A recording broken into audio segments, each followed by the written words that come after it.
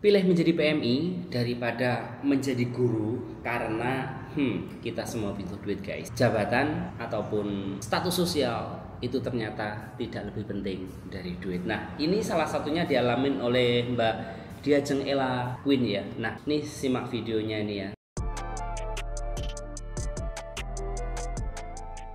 Nah, dalam video ini Mbak Ella Queen tuh bercerita ya, Mbak dulu guru ya, kenapa pilih jadi TKW? Kenapa enak jadi TKW? Betah nggak Mbak? Proses berapa lama dan lain sebagainya. Nah, ini saya juga lihat beberapa videonya Mbak Ella ini ya dari awal, dimana dia sebelumnya itu seorang guru, kemudian menjadi seorang PMI, pekerja migran Indonesia, demi 3 buah atau 3 anaknya yang statusnya yatim. Jadi memilih ke sana karena memang gaji guru katanya Mbak Ella ini cuman 2 juta, itu pun harus nyambi A sampai Z, waktunya habis. Ya, karena guru di Indonesia memang kurang dihargai ya guys ya. Jadi gaji mereka kecil gitu. Apalagi yang honorer. Kalau yang udah PNS udah ini beda lagi lah ya. Nah, dalam di sini Mbak Ella itu juga bercerita ya, dari ternyata videoku masuk beranda beberapa guru di Indonesia, video sebelumnya nanti saya kasih tahu. Nah, yang tidak sedikit mereka punya keinginan untuk kerja banting setir menjadi PMI. Awalnya guru menjadi PMI, dan tadi ada tetangga saya juga tanya ya, tapi dia cowok sih, banyak yang kena guru-guru honorer yang kena pecat, yang kena PHK dan akhirnya ingin banting setir menjadi PMI. Bertanya bagaimana menjadi PMI ke luar negeri itu banyak banget ya. Nah, jujur aku bingung gimana jelasinnya karena mental orang itu beda-beda. Intinya ngeten nggih Bu, intinya begini, kalau kalian dihadapkan dengan 2 pilihan. Pilihan yang pertama, kalian bertahan di zona nyaman, disibukkan dengan evaluasi perkembangan belajar siswa, kemudian dipusingkan dengan pembuatan perangkat pembelajaran seperti RPP, Prota, Promes, Silabus, RPP dan lain sebagainya. Ya, guru memang begitu ya. Yang tidak diketahui oleh teman-teman PMI kan sebenarnya guru itu banyak banget tugasnya ya, dari silabus, dari RPP, ini pengajaran. Sebelum mengajar itu banyak sebenarnya. Kemudian sesuai dengan kurikulum yang berlaku dengan gaji di bawah 2 juta jika masih honor ya, belum sertif atau sekarang itu P3K, itu nggak cocok sebelum sertif ataupun impassing ya. Sementara menuju ke sana hilalnya pun susah terlihat katanya, menuju ke itu ya, sertifikasi dan lain sebagainya. Atau kalian pilih keluar dari zona nyaman dan memutuskan bekerja ke luar negeri sesuai job desk yang kalian pilih dengan gaji berkali-kali lipat. Note, pekerjaan yang tidak linear dengan ijazah. Tentu banyak teman-teman yang lulusan sarjana bekerja di luar negeri memang tidak linear dengan ijazah, karena kalau mereka ingin bekerja sesuai dengan ijazah, skillnya mereka tidak mampu untuk berjuang di luar negeri ya. Contoh sarjana pendidikan ngajar di Taiwan tidak mungkin kan gitu. Sarjana teknik rata-rata masuknya ke pabrik, itu pun bagian bawah sendiri. Memang kebanyakan seperti itu gitu. Untuk bekerja ke luar negeri sesuai dengan kemampuan itu biasanya pendidikan atau kuliah fakultas itu juga sangat menentukan. Toh yang belajar di Taiwan aja masih banyak yang bekerja di pabrik juga itu ya.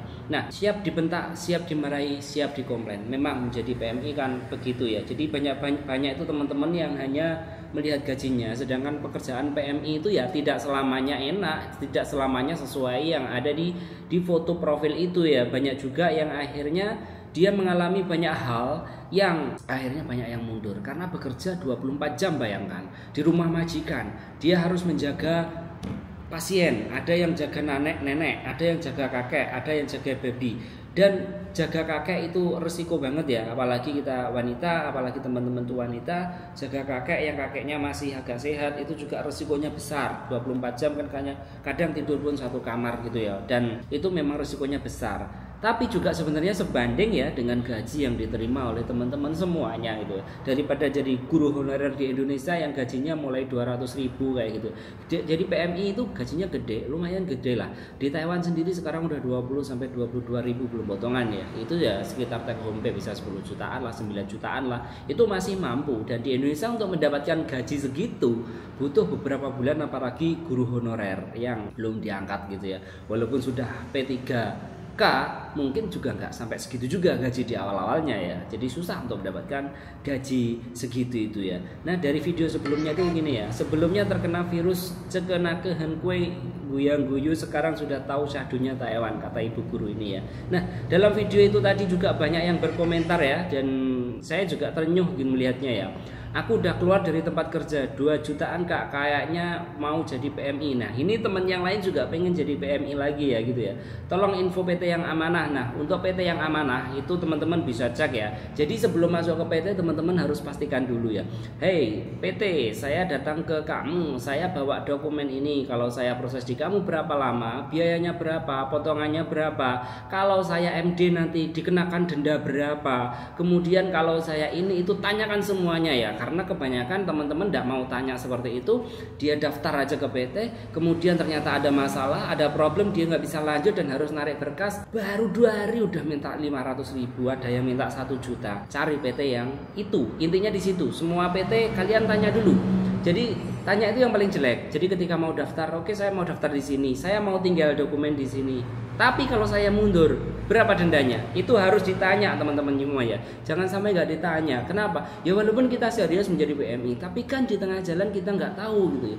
Kita nggak tahu kondisi dan kita nggak tahu nasib kita besok aja seperti apa, kita nggak tahu. Jadi untuk teman-teman semuanya, pas waktu daftar ke PT tanya, kalau saya MD berapa dendanya? Tolong dijelaskan. Itu yang paling penting. Teman-teman tanya semua. Kalau berapa lama proses? Semuanya hampir sama. Karena PT di Indonesia itu agensinya di luar negeri sana rata-rata juga hampir sama. Karena satu agensi bisa mengampu 10 PJTKI. Itu yang terjadi saat ini ya. Kalau dulu cuma sedikit, sekarang lebih banyak lagi. Nah, kemudian di sini juga banyak sekali yang memberikan support, banyak sekali yang ini dan yang menanyakan dan ini itu. Intinya menjadi PMI itu bukan hal yang hina, karena menjadi PMI itu pahlawan keluarga, pahlawan anak-anak, pahlawan negara juga, karena devisa negara dari PMI ya.